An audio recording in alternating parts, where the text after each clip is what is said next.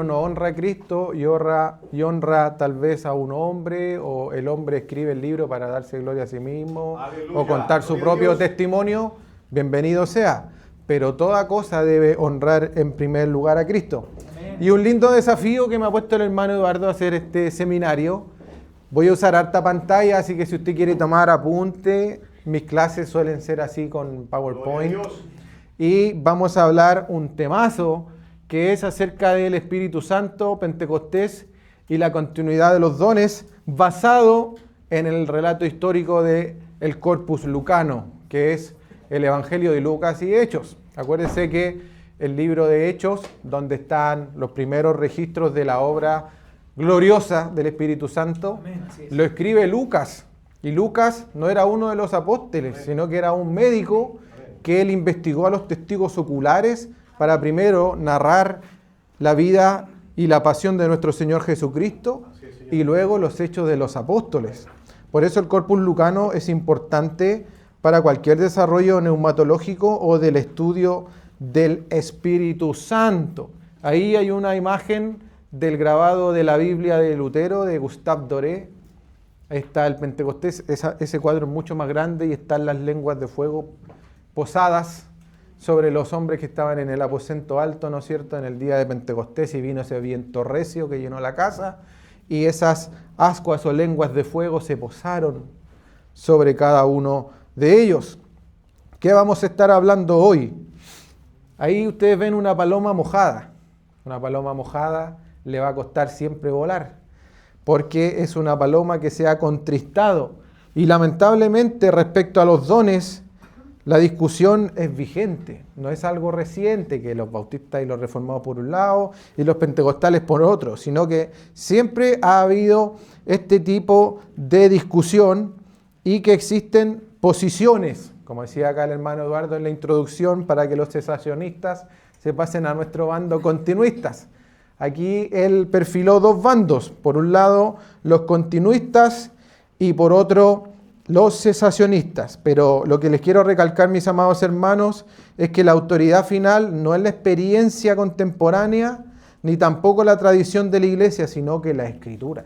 Amén. Para nosotros es central lo que dice la Escritura. Nos gozamos con los testimonios, nos gozamos con lo que el Espíritu Santo ha hecho en la historia, pero nuestra palabra del Señor, la palabra que ha sido revelada, es la autoridad central. Amén. La pregunta que también vamos a tratar de responder hoy no es si existen abusos o excesos, sino si el Nuevo Testamento enseña que existen dones extraordinarios y si estos existen, debían cesar o no en algún momento. Eso es lo que vamos a estar tratando de desarrollar.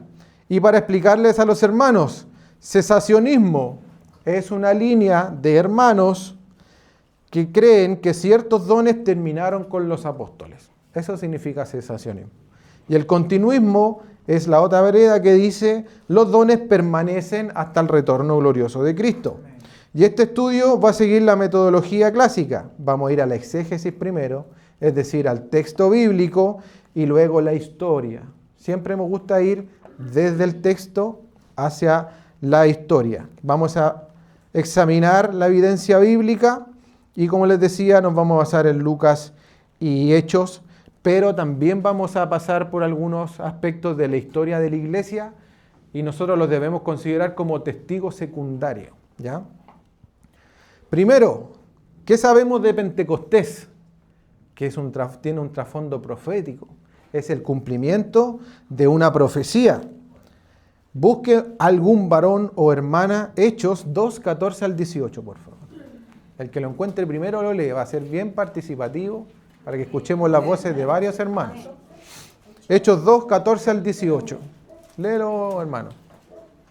Entonces Pedro, poniéndose en pie con los 11 apóstoles, alzó la voz y les declaró: hombres de Judea y todos los que viven en Jerusalén, sea esto de su conocimiento y prestan atención a mis palabras, porque esto no es tan borracho como ustedes suponen, pues apenas es la hora tercera, sino que esto es lo que fue dicho por medio del profeta Joel. Y sucederá en los últimos días, dice Dios, que derramaré de mi espíritu sobre toda carne, y sus hijos y sus hijas profetizarán, y sus jóvenes verán visiones, y sus ancianos soñarán sueños. Y aún sobre mis siervos y sobre mis siervas derramaré de mi espíritu en esos días y profetizarán. Amén. ¿Qué pasa acá? Luego de que viene, ¿no es cierto?, Pentecostés sobre ellos, y el verso 4 dice que fueron llenos del Espíritu Santo, que es un pasaje que nos encanta. El apóstol Pedro explica acá lo que pasó. Y esto implica que, en primer lugar, se está cumpliendo la profecía del profeta Joel. Pedro no interpreta este evento como un evento aislado, sino que un nuevo comienzo, una nueva época de la historia redentora. Hay un antes y un después dentro de la historia. Así como tenemos un antes y después de Cristo, hay un antes y después de la venida del Espíritu Santo. Porque recuerde usted que en el Antiguo Testamento, ¿qué dice la Escritura? El poder de Jehová vino sobre Sansón y el Espíritu de Jehová estaba con tal, y parecía que lo visitaba.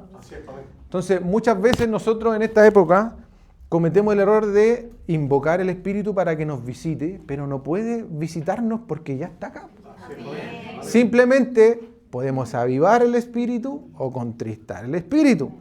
Entonces acá Pedro está hablando de la profecía de Joel y se prometían al menos 4 cosas: profecía, visiones, sueños y un derramamiento universal. El Espíritu sería derramado sobre todo el pueblo de Dios. Amén. Y aquí nosotros discrepamos también con el catolicismo romano. ¿Por qué? Porque solo los sacerdotes y los curitas pueden oficiar. Pero el propósito del Señor era que todo el cuerpo de Cristo operara algún don o algún carisma. De hecho, la palabra don viene del griego carisma, que significa un regalo. Simplemente el hecho de que usted pueda fungir alguna función para la iglesia del Señor es un regalo. En algunos casos va a poder operar ese don con liberalidad y en otros casos con lucha, pero siempre debemos nosotros operar dones. Y mi hermano, déjeme decirle que todos tienen al menos un don. Y si usted no sabe cuál es, tiene que pedir al Señor para que se lo muestre. Y también equipar a los pastores para que disciernan cuáles son los dones que el cuerpo de ovejas que el Señor me ha encomendado debemos mentorear. Y la nueva era mesiánica comenzaba con Cristo, y lo otro rico del Pentecostés es que el derramamiento es para hombres y mujeres. Las mujeres también tienen dones del Espíritu, y no solo eso, sino que cuando el Antiguo Testamento usualmente las bendiciones y los pactos eran llevados a cabo solo por hombres, el Señor promete derramamiento sobre los marginados, los jóvenes, los niños incluso, y también los canosos, los ancianos. La atención debe centrarse en el hecho de que el Espíritu ya no estaría restringido a los profetas, a los reyes ungidos o a los sacerdotes. Por lo tanto, la pregunta dice: ¿dónde dice Pedro que esta realidad terminará en algún momento de la historia? Está hablando de una inauguración. Esto es lo que profetizó el profeta Joel.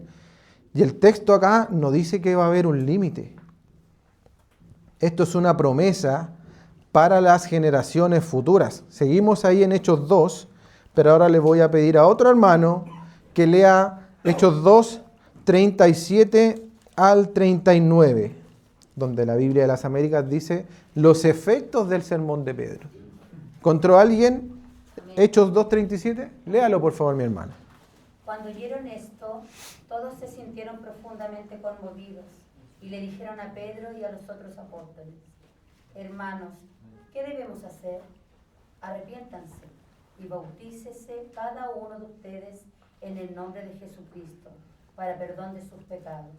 Le contestó Pedro: y recibirán el don del Espíritu Santo. Amén. En efecto, hasta ahí nomás. Fíjese lo que dice el texto. La promesa no se limita solo a los apóstoles.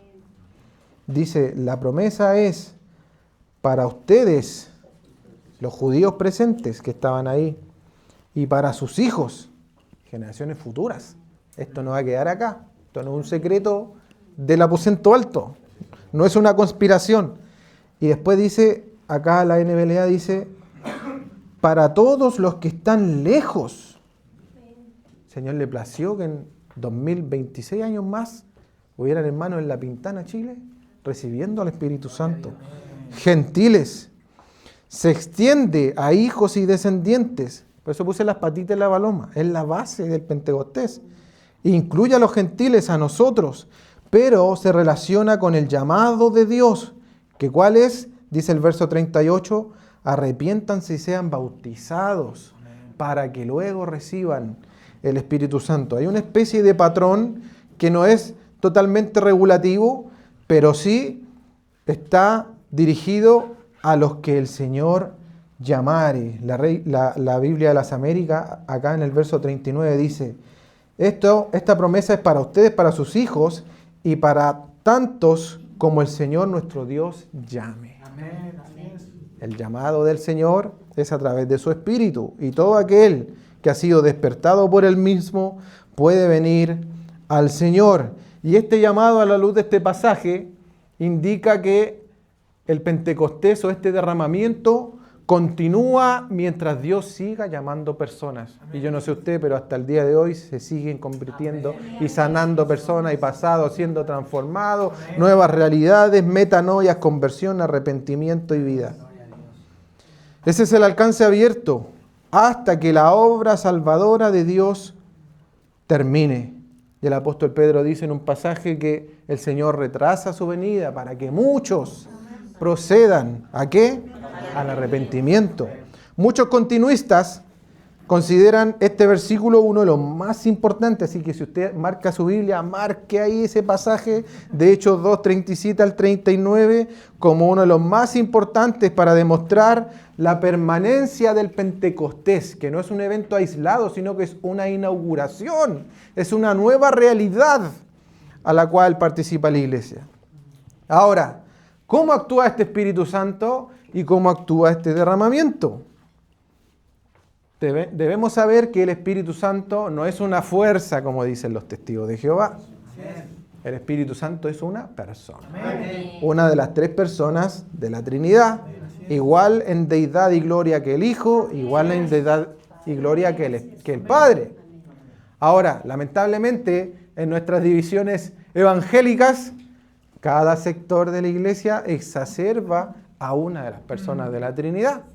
Y eso es lamentable porque estamos llamados a tener comunión con la plenitud de la deidad, tener comunión con el Padre, tener comunión con el Hijo y tener comunión con el Espíritu Santo. Los reformados que exacerban la soberanía de Dios, el llamado eterno de Dios, etc., muy enfocados en el Padre. Estos ministerios de acción social, de ayuda al pobre, al desvalido, trabajos tremendos, pero mirando a la gente como lo hace Jesús, una exacerbación del Hijo. Y los movimientos neopentecostales y carismáticos, donde queda la escoba en el culto que siguió, exacerban a la obra del Espíritu Santo. Entonces, ¿dónde está el problema? No hay un ejercicio equilibrado y global de que nosotros en el culto y en nuestra vida debemos dar gloria al Dios Trino. Porque todo el Dios Trino participó en nuestra salvación. No es que el Padre nos tolere porque Cristo viene y dice, mire, Padre, vengo con Eduardo Becerra aquí, yo lo salvé, ¿lo perdonáis? No. Todo Dios opera en su salvación, hermano. Y lo mismo pasa también aquí en Pentecostés. De hecho, el Señor dijo, les conviene que me vaya, porque no los dejaré huérfanos, enviaré al Paráclito, al Consolador, al abogado defensor, dicen algunas versiones. Esta realidad implica que incluso Jesús, estando encarnado hoy, sentado a la diestra del Padre, intercediendo por nosotros, podemos tener una relación más íntima con Él que los 12 que estuvieron con Él, por medio del Espíritu Santo. ¿Sabía usted eso? Eso se puede lograr. Vamos a hacer dos lecturas. Le vamos a pedir a un hermano que lea Hechos 8, 4 al 6, y a otro que lea el mismo 8, pero ahora 14 al 17. O mejor, la misma persona que lo lea. Hechos 8, del 4 al 6. Uno que lo lea rápidamente, por favor. Amén. Léalo, hermana, por favor. 8 del 4 al 6. Pero los que fueron esparcidos anunciando el Evangelio. Entonces Felipe, descendiendo a la ciudad de Samaria, les predicaba a Cristo. Y la gente unánime escuchaba atentamente las cosas que decía Felipe, oyendo y viendo las señales que hacía. Amén. Y ahora 14 al 17, hermana Natalie. No, el mismo 8, pero verso 14 al 17, que es el final de la historia. 14 al 17. Cuando los apóstoles que estaban en Jerusalén oyeron que Samaria había recibido la palabra de Dios, enviaron allá a Pedro y a Juan, los cuales, habiendo venido, oraron por ellos, para que recibiesen el Espíritu Santo, porque aún no había descendido sobre ninguno de ellos, sino que solamente habían sido bautizados en el nombre de Jesús. 17. Entonces les imponían las manos y recibían el Espíritu Santo. Amén. Un patrón que se repite. Samaria recibe el Espíritu. Y esto es importante porque los samaritanos y los judíos se tenían bronca. Entonces, el hecho de que el Espíritu Santo también esté llenando a estos venecos, imagínense, no sé, piense en el vecino que usted más deteste, el argentino. Pero ¿cómo el Señor llenando al argentino? Algo similar. Samaria, estos samaritanos están viviendo lo mismo que nos pasó a nosotros. Pero si nosotros somos el pueblo escogido, ¿qué tienen que ver los samaritanos? Y aquí el Señor rompiendo cadenas, rompiendo paradigmas. Y la misión avanza acompañada por estos dones. De hecho, es importante porque dice que Pedro y Juan llegaron después de Felipe, pero Felipe fue el sembrador. Tiró el evangelio primero. Ellos creyeron el evangelio y luego fueron llenos del Espíritu Santo. Podemos hacer otra conferencia sobre si hay o no algún otro evento de llenura, pero no nos vamos a enfocar a eso hoy. Y es importante saber que todo esto procede de recibir la palabra de Dios. Fíjese lo que dice el 8:14. Cuando los apóstoles que estaban en Jerusalén oyeron que Samaria había recibido la palabra de Dios, les enviaron a Pedro y a Juan para que ellos recibiesen también el Espíritu Santo. Otro versículo que vamos a ver es en la casa de otro varón que está en Hechos 10, pero le voy a pedir a alguien que lea del 44 al 48. Luego de que Pedro visita la casa de Cornelio, ¿lo encontró? Léalo por favor, hermano. Hechos 10:44. Al 48. Mientras Pedro estaba todavía hablando, el Espíritu Santo descendió sobre todos los que escuchaban el mensaje. Los defensores de la circuncisión que habían llegado con Pedro se quedaron asombrados de que el don del Espíritu Santo se hubiera derramado también sobre los gentiles, pues lo oían hablar en lenguas y alabar a Dios. Entonces Pedro respondió: ¿acaso puede alguien negar el agua para que sean bautizados? Estos que han recibido el Espíritu Santo, los mismos que nosotros, y mandó que fueran bautizados en el nombre de Jesucristo. Entonces le pidieron que se quedaran con ellos algunos días. Amén. Aquí hay otro evento de gentiles recibiendo el Espíritu Santo, pero acá hay un cambio también importante. En el evento anterior les impusieron las manos y fue recibido el Espíritu Santo, pero se fijó en este detalle. Mientras Pedro aún hablaba estas palabras, el Espíritu Santo cayó. Amén. Entonces, ¿cómo viene el Espíritu Santo? ¿Con imposición de mano o cuando Él quiere? Las dos cosas. Amén. Están los dos eventos. De hecho, es importante que los ministerios, en este caso, sobre todo los pastorales, sean a través de la imposición de manos, porque viene de una sucesión que partió en Pentecostés. Los pastores los elige el Señor conforme a su corazón. Pero pueden haber momentos en que el Espíritu Santo puede caer sin pedir permiso. Otro evento que vamos a ver es en otra ciudad y está en Hechos 19, del 1 al 7, y ya esto acontece en el ministerio de un pequeño gigante, que es el apóstol Pablo. Alguien que lea Hechos 19, 1 al 7. Es un poquito largo, pero adelante.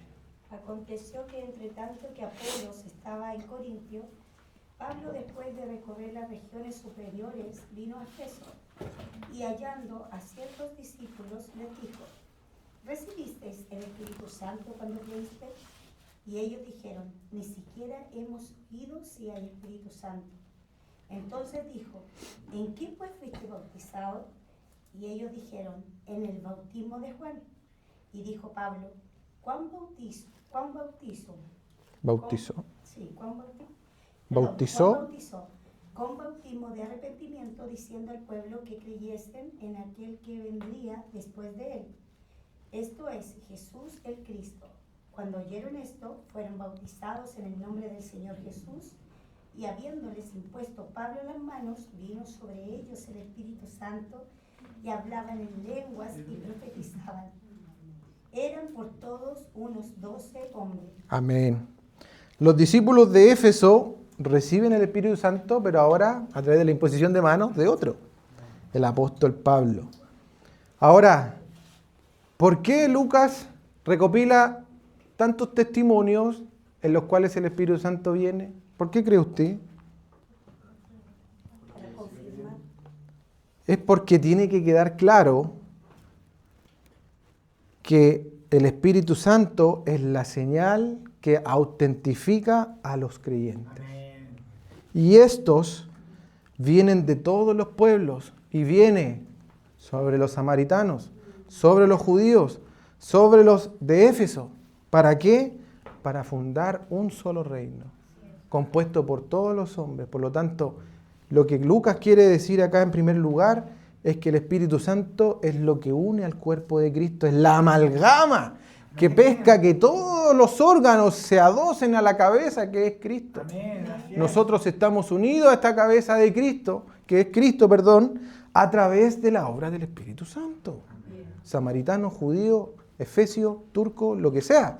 Todos por el Espíritu Santo estamos unidos a Cristo. Y por eso es que el libro de Hechos y el escritor de Hechos acá, Lucas, pone tanto énfasis en tantos pueblos viniendo al arrepentimiento, en primer lugar, y luego a la recepción de este carisma o la visitación del Espíritu Santo de Dios.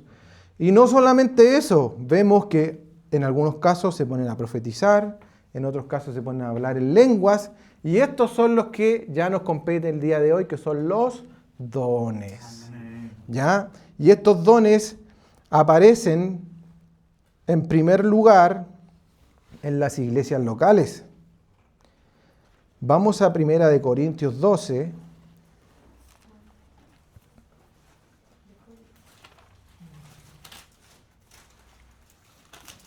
Alguien que lea, por favor, del 7 al 11.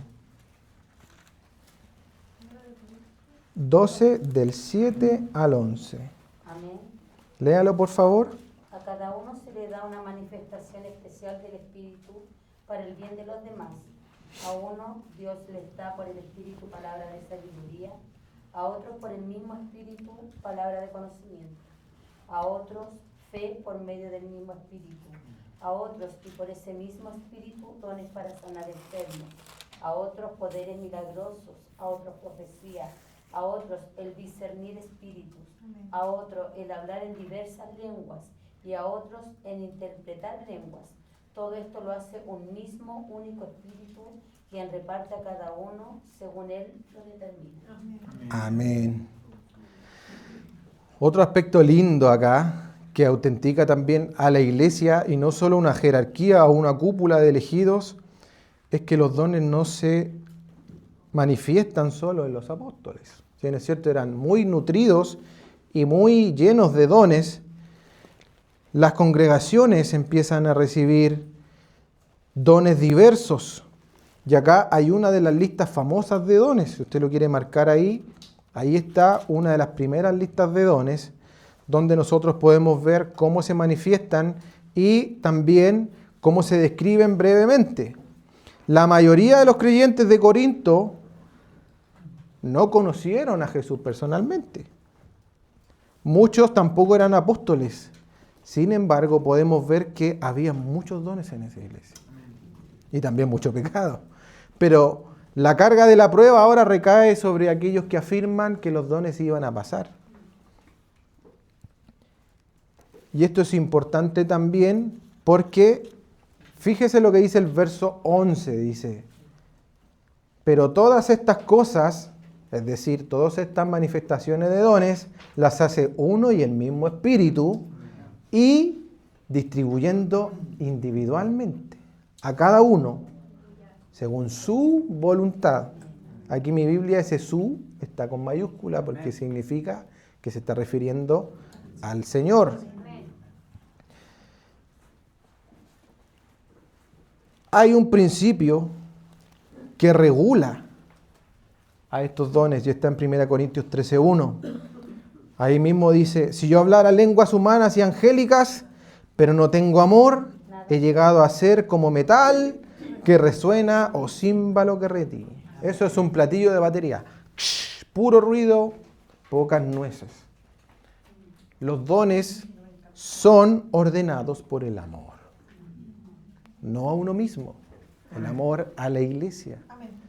Por eso yo podría ponerme a hablar en lenguas para demostrar que tengo don de lenguas y, qué ungido el hermano, pero ahí yo no estoy amando a ustedes.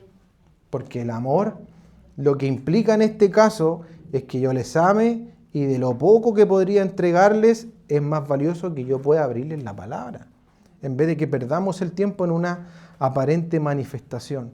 Y cada don debe operar por el amor que cada uno siente por el cuerpo de Cristo. Y esto también es lindo, porque los dones fueron manifestados no solamente para las 2 horas del culto.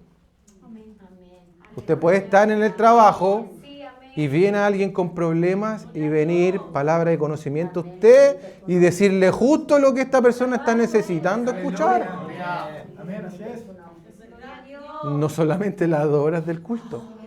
Pero si en su cabeza no está la palabra, ¿qué consejo le va a dar? El Espíritu Santo escudriña la mente y el corazón buscando versículo tras versículo y está solo. En el principio creó Dios los cielos y la tierra. ¿Cómo exhorto a esta persona? ¿Cómo le ayudo? Entonces nosotros no podemos dejar de echarle palo a este fuego. Y este palo es la palabra. No es sentir cosas, poner 7 horas de alabanza y entrar en un éxtasis. Aunque yo estoy todo el día con alabanza, me encanta la alabanza. Pero no se trata de eso. Tenemos que avivar el fuego del Espíritu Santo con la palabra. Vamos a ver un poco de historia. Hay un viejito ahí, no se alarme. Es un ícono bizantino de antes de la iglesia romana. ¿Quién será este viejito? Él en su libro Contra las herejías dice, 200 años después del Pentecostés, oímos a muchos hermanos en la iglesia que poseen dones proféticos. ¿Cómo un cesacionista va a decir ahora, no, los dones cesaron con los apóstoles? La carga de la prueba recae nuevamente en ellos. Y ese viejito fue Ireneo de Lyon, año 180 después de Cristo. 120 años después de Pentecostés. Y en este escrito maravilloso que usted puede encontrar en algunos libros de patrística, menciona no solamente profecía, sino que lenguas, revelación de secretos. El Señor puede mostrar secretos ocultos. Amén. Y también sanidades. Amén. El valor histórico de este varón, Ireneo de Lyon, es enorme, porque este varón fue pastoreado por Policarpo. Y Policarpo fue pastoreado por el apóstol Juan. 3 generaciones de cristianos después. ¿Cómo no considerar también el testimonio de estos hermanos? Amén, así es. ¿Usted se atreve a negar el testimonio de estos hermanos? Porque no están en la Biblia. Descendientes de los apóstoles. Otros testimonios históricos. Alguien dijo por ahí, los dones proféticos permanecen entre nosotros. Y bueno, lamentablemente por tiempo no vamos a entrar a explicar qué es el don profético, qué es el de discernimiento, sino que solamente lo que trato de mostrar en esta noche es si continúan o no los dones milagrosos. Esto lo dijo con llama ahí de fuego. Los dones proféticos permanecen entre nosotros. Justino Mártir, año 155. Otro varón, que se presente una persona que posea un don profético, llamando a los hermanos que tienen don de profecía, preséntense para equipar a la iglesia. Ese fue Tertuliano. Mencionan profecías. La iglesia estaba acostumbrada a la actividad del Espíritu, a la obra maravillosa del Espíritu. Los dones no eran considerados imposibles, pero la discusión sobre su naturaleza ya existía. Tertuliano escribe esto para desafiar a los opositores a examinar casos concretos de manifestaciones. Y estos testimonios no prueban automáticamente el continuismo, pero sí muestran que la idea de una cesación inmediata no es verdad. Los dones no cesaron al menos en los primeros 4 siglos. Después viene como una época de oscuridad donde empezaron los conflictos acerca de la persona del Hijo, el credo de Nicea, Cristo tiene doble naturaleza, etc. Y por necesidades de la iglesia se dejó un poco de lado el tema espiritual, pero es porque lo tenían presente. Habían lenguas, habían dones proféticos, habían sanidades, había revelación de secretos. Ahora, podemos concluir entonces que creemos que los dones continúan. Amén. Amén. Pero hay principios bíblicos para ejercer estos dones. La Biblia los ordena. Y están en 1 Corintios 14, 26 al 33. Lo voy a leer yo para poner énfasis en los pasajes, pero la idea es que usted lo lea ahí también en su Biblia conmigo, así que busque 1 Corintios 14, 26 al 33. Yo utilizo la Biblia de las Américas. Biblia 14, 26 al 33. 1 Corintios 14, 26 al 33. La Biblia de las Américas sugiere acá útilmente el título El orden de los cultos. Esos títulos sí son añadidura, no son inspirados por Dios. Dice así la palabra del Señor. ¿Qué hay que hacer, pues, hermanos? Le dice Pablo a los corintios, hermanos llenos de dones. Cuando se reúnan, cada cual aporte salmo, como la hermana Nati, enseñanza, revelación, lenguas o interpretación. Que todo se haga para edificación. Si alguien habla en lenguas, que hablen 2, a lo más 3, y por turno, y que uno interprete. Pero si no hay intérprete, que guarde silencio en la iglesia y que hable para sí y para Dios. Y que 2 o 3 profetas hablen y los demás juzguen. Pero si a otro que está sentado le es revelado algo, que calle primero, porque todos pueden profetizar uno por uno, para que todos aprendan y todos sean exhortados. Verso 32. Los espíritus de los profetas están sujetos a los profetas. Y el 33, porque Dios no es Dios de confusión, sino de paz, como en todas las iglesias de los santos. Así que sin una iglesia no hay paz, hay confusión, podemos decir que no es una de las iglesias de los santos. Simplemente, es lógica. Si en esta iglesia está quedando la escoba y los profetas no se esperan entre ellos y todos hablan en lengua al mismo tiempo, está echando por tierra el pasaje de 1 Corintios 14 del 26 al 33. Simple. Y no estoy diciendo que sea malo, sino que no es el orden que agrada a Dios. Y que el apóstol Pablo acá enseña. ¿Por qué? Porque la función de todo don es edificar a la iglesia. Amén. Y si esto edifica a la iglesia, significa que glorifica a Cristo. Amén. Esta obra que el Señor está manifestando en mí hoy, ¿está glorificando a Cristo? Debo preguntarme cada vez que yo voy a manifestar un don. Porque todo don glorifica a Cristo, debe edificar a la iglesia. Y acá fíjense, dice el pasaje, que si a alguno le es revelado algo, que calle primero. ¿Por qué? Porque debe existir discernimiento. Puedo recibir algo, pero no es el momento de exhortarlo. Y porque principalmente nunca se pierde el dominio propio. Amén. Yo no sé si usted ha visto Kundalini en YouTube. Kundalini es una secta hindú donde uno lo pone y es ver un culto neopentecostal donde se agitan mantas y la gente se cae y no hay palabra, no hay exhortación, es puro éxtasis. ¿Cómo pasa lo mismo con los hindúes que en el culto al Señor? Cuando nosotros nos reunimos, más que venir a recibir, venimos a adorar al Dios Trino. Amén. Amén. Y en la medida que el cuerpo lo necesite, los creyentes son equipados para edificar este cuerpo. ¿Se da cuenta? Yo no vengo a sentir éxtasis al culto. Yo vengo al culto a ver a mis hermanos, a pasar tiempo con ellos, porque son el cuerpo de Cristo, son mi familia. Venimos a ser edificados, pero principalmente yo vengo a adorar a Dios. Amén, Señor. La canción que eligió la hermana, muy clave. Antes no se podía cruzar el velo para adorar al Señor. Y ahora lo tenemos. ¿Qué más que eso queremos en el culto? Ahora el Señor, por su gracia y misericordia, nos equipa de dones, no siendo apóstoles. ¡Qué gracia abundante! Amén. El Señor ha derramado sobre nosotros. Amén. Nunca se pierde el dominio propio. Nunca su mente, su corazón, su mentalidad pierde control.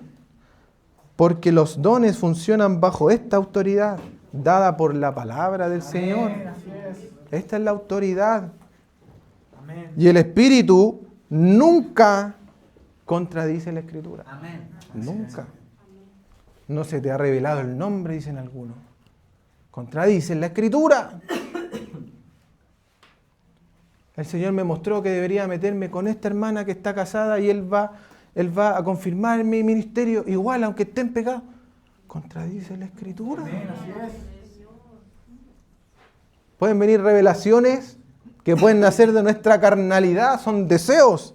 Y yo lo puedo disfrazar de la voluntad de Dios. Cuando Jacob entra a engañar a su padre y recibir la bendición de Esaú, le dice, ¿eres tú, hijo? Sí, soy yo. A ver, pasa. Ay, sí, tiene los pelos de tu hermano. Oye, pero ¿por qué casaste tan rápido? Y Jacob dice, porque a tu Señor le plació así. Usó el nombre del Señor en vano. Usó la Escritura, usó el mensaje para torcer. Amén. Esa es la pega que hace el diablo y los demonios. Amén. Pescar pasajes e irlos torciendo de a poco. Tú tienes llamado a ejercer autoridad. Fuiste llamado a ser cabeza y no cola. Esto dice el Señor de ti. Veo un futuro grande. Y el muchacho está en la Católica estudiando medicina. Pues probabilidades. Pero cuando el instrumento del Señor viene y dice, tú tienes este pecado y tienes que dejarlo, y no hay forma de que esta persona se entere, es el Señor. Amén. ¿No es cierto? Así es. Amén. Ahora, Amén. ¿qué pasa si esta paloma no se controla? Peligros que debemos evitar. Primera de Tesalonicenses, el apóstol Pablo, capítulo 5. Vamos a ir terminando ya para no irlos aburriendo. Primera de Tesalonicenses 5, 19 al 22. ¿Lo encontró? Amén. Dice así la palabra del Señor. No apaguen el espíritu. ¿Y qué es esto? No quedarse con las manos pegadas y que están todos aplaudiendo. Es dejar de alimentarte de lo que Él te quiere decir. Amén. Así es. Eso es apagar el espíritu. Amén. No ser el más fome del culto. O mirar con prejuicio alguna manifestación rara. Tenemos que ser como los de Berea, examinarlo todo a la luz de la palabra. No desprecien a las profecías, pero tampoco tenemos que hacer burla de las manifestaciones reales del Espíritu, como en este caso una profecía. Y las profecías no son solamente los mensajeros de Dios, sino que tienen un ámbito secreto, oculto, que el Espíritu revela de manera sobrenatural. Si no, no es profecía.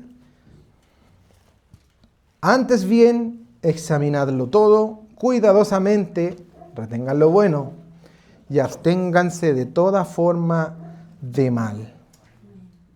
¿Qué peligro debemos evitar? Apagar el espíritu,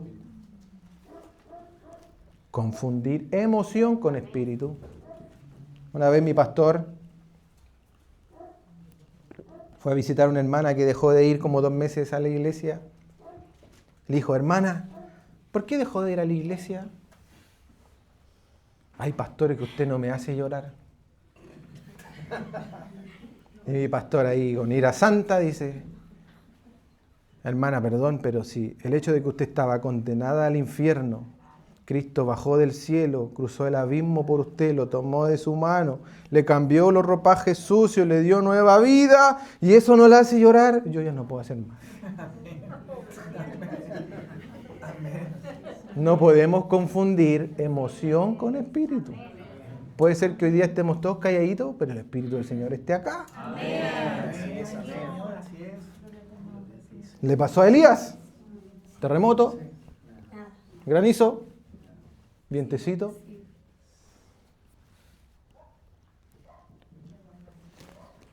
Primera de Juan 4.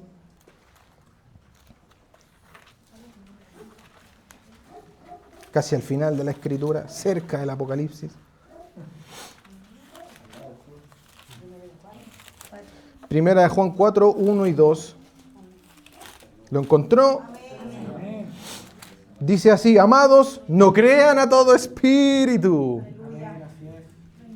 Mucho cuidado cuando alguien viene y dice, palabra del Señor. ¿Qué me va a decir? La Biblia manda, de alguna manera, y aunque parezca contradictorio, ser medio incrédulo. Porque el Señor sabe que el corazón del hombre es engañoso, y para darse gloria a sí mismo, y para dármela de profeta, yo le voy a profetizar algo. Para darme gloria a mí. Vamos a traer de Argentina al apóstol para profetizar a todos. Y tiene que inventar cuestiones. No crean a todo espíritu, hermano, es bíblico que usted no se compre todo. Sino prueben a los espíritus para ver si son de Dios. Porque muchos falsos profetas han salido al mundo. En esto ustedes conocen el Espíritu de Dios. Todo espíritu que confiesa que Jesucristo ha venido en carne es de Dios. Así de simple.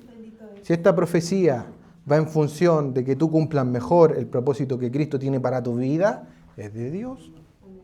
Pero si esta profecía va a hablar de tu bienestar material, de que va a conseguir una mejor casa, un mejor auto, ¿eso te va a ayudar a cumplir el plan de Dios a tu vida? Entonces, ¿es de Dios o no es de Dios ese tipo de profecía? Peligros que debemos evitar. Buscar experiencias antes que a Cristo. Pastor, usted no me hace llorar. Orgullo espiritual. A lo mejor el Señor en algún momento te da la bendición de ser un instrumento y profetizarle a alguien. Pero no creerte el cuento. Soy profeta. Pastor, soy profeta, invíteme a profetizar. Lo único que puedo profetizar aquí es que todos somos pecadores, nada más. Otro peligro a evitar, desorden congregacional. Al Señor no le gusta el desorden. El Señor es de orden. Tenemos un Dios de orden. Pero tampoco podemos despreciar los dones por abuso. No podemos blasfemar al Espíritu Santo. No podemos decir, porque hay tantos abusadores, es que no creo que existan estos dones. No podemos hacer eso, mis hermanos. No podemos. Y yo invito a la iglesia a que se abran y oren. Señor, yo quiero vivir la manifestación de tu Espíritu. Probemos al Señor. Pero siempre y cuando sea para exaltar a Cristo y llevar a cabo mejor mi misión. Para ir terminando, vamos a lidiar con algunas de las objeciones que los cesacionistas tienen para meter a la paloma en una jaula. Por eso también está la imagen, para que ustedes se acuerden. La paloma enjaulada. Primera de Corintios 13, nuevamente, versos 8 al 12.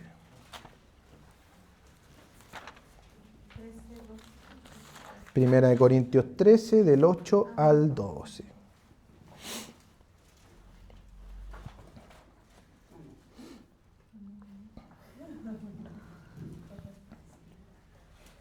Delante le decía que el amor es el que también ordena los dones. Y acá dice, el amor nunca deja de ser. Pero si hay dones de profecía, se acabarán. Si hay lenguas, cesarán. Si hay conocimiento, se acabará. Porque en parte conocemos y en parte profetizamos. Pero cuando venga lo perfecto, lo incompleto se acabará.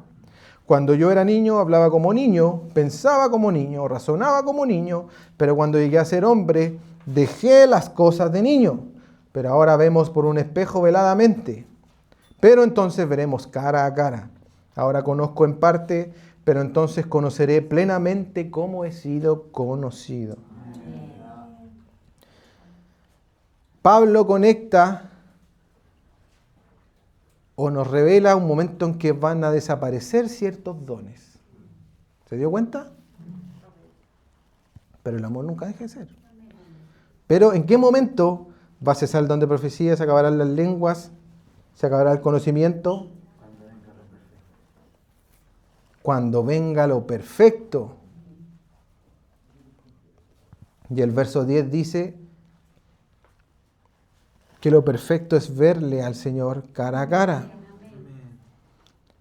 La mayoría de los cesacionistas dicen que este pasaje del cumplimiento o de cuando venga lo perfecto es cuando se complete el canon.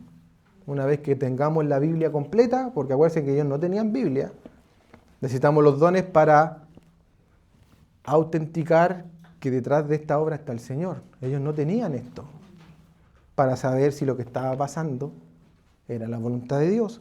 Por eso que pasaban milagros para autenticar ¿qué cosa? La mano del Señor está detrás de esto. ¿Se entiende? Pero los dones también edifican a la iglesia. Y aquí se ve una tensión escatológica. ¿Por qué? Porque la mayoría de los intérpretes reconocen que esta expresión apunta a que lo completo, es el momento en que veamos a Cristo cara a cara. Amén. Entonces, ¿cuándo van a cesar los dones? Cuando Cristo vuelva. Amén. Si Cristo no vuelve, los dones siguen. Amén. Son necesarios para la edificación de la iglesia. Por lo tanto, Primera de Corintios nos enseña una cesación temprana de los dones. Cristo ya reina, pero el reino aún no ha sido consumado. Esperamos el retorno glorioso de Cristo. Ojalá no tener que profetizar más, Señor, y que tú vengas y nos lleves. Queremos estar contigo.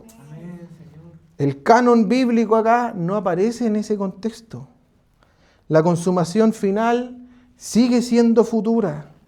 Por lo tanto, mis hermanos, el Espíritu sigue obrando. Amén. Sí, amén. ¿Y sabe qué?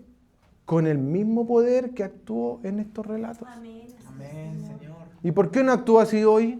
¿Se ha preguntado usted? ¿Por qué no pasa esto? ¡Qué silencio! Somos hijos de la ilustración. Si no es probable por el método científico, yo no me lo compro. Racionalizamos mucho. ¿Cómo equilibramos? Probar los espíritus, no creer a todo espíritu con el límite de mi razón. ¿Hasta dónde llega la fe? Eso es lo que tenemos que orar al Señor. Amén. Que nos dé sabiduría, nos ayude a tener discernimiento. Amén. Eso es discernir, ver lo que se ve y lo que se cuece debajo de las apariencias y de las cosas que nos están pasando. Amén. Los dones pertenecen a esta era que se inauguró en Pentecostés y va a terminar en la segunda venida. Amén. Así que mis hermanos, busquemos los dones. Amén. Veamos esta iglesia que está siendo plantada. Pidamos al Señor, Señor, ¿cuáles son los dones que mi iglesia está necesitando? Don de servicio, Capaz que en La Pintana pueda darse un don de mártir. El martirio es un don, ¿sabía usted eso? Predicando en el punto y salen los malos. Quédense callados. Puede ser martirio. Y el martirio es un regalo. No recuerdo cuál es el de los padres de la iglesia que le decía a los hermanos querían que volviera con ellos porque donde estaba en peligro su vida. Y este padre de la iglesia decía, ¿y quieren restarme del privilegio de morir por mi Cristo? Antes de orar y para terminar, quiero recomendar algunos libros para que si usted quedó con hambre, trate de conseguirlos de alguna manera y ser equipado de mejor manera, porque hermanos, hay mucho que decir respecto al Espíritu. Y podemos hacer 10 conferencias sobre el don de lengua, 10 conferencias sobre el don de profecía, sobre el don de sanidad, sobre milagros, sobre servicio, sobre martirio. La palabra es perspicua. Significa que es profunda como para que los teólogos naden para siempre, Así es. pero es sencilla para que lo esencial un bebé lo pueda entender. Amén, así es. El Señor es sabio. Para seguir en la onda de pasar del exégesis, relato, hechos, Lucas y terminar en Pablo, un buen libro para estudiar es Hermenéutica del Espíritu de Craig Keener. Un gordito así, cabezón, pero analiza desde una perspectiva neumatológica, es decir, cómo yo con un lente del Espíritu Santo puedo entender todo el relato del Nuevo Testamento.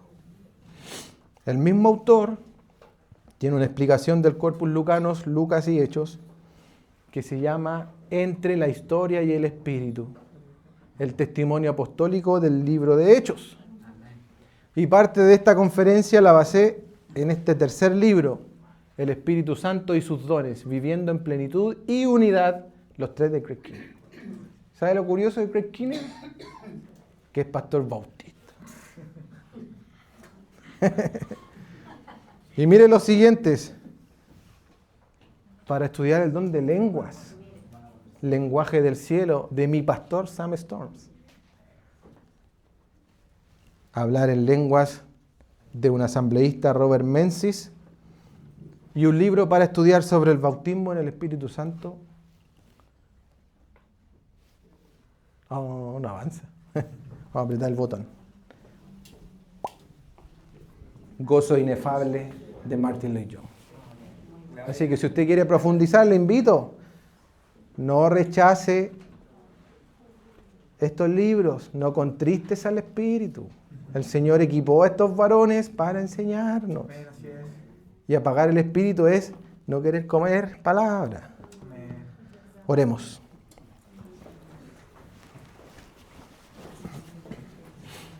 Padre nuestro, estás en el cielo. Alabamos tu nombre en esta noche. Agradecidos por la obra gloriosa de Cristo en la cruz, que nos hace aceptos en Él. Y podemos acercarnos a ti con toda confianza. Y no solamente eso, nos santifica mediante tu Espíritu santificador, tu Espíritu vivificador, tu Espíritu poderoso. Pero este Espíritu que nos guía a toda verdad y que nos lleva a una relación más íntima con tu Hijo Cristo. Señor, mira este pueblo acá. Y permite, Señor, que puedan experimentar esta faceta del Espíritu Santo, de poder vivir cada día de la mano de Cristo, de ser sal y luz donde ellos son puestos en sus trabajos, sus universidades, sus barrios, sus poblaciones. Ser sal y luz, Señor. Ese es el llamado nuestro, Señor. Tu Hijo Cristo nos dijo, ustedes son la sal, ustedes son la luz.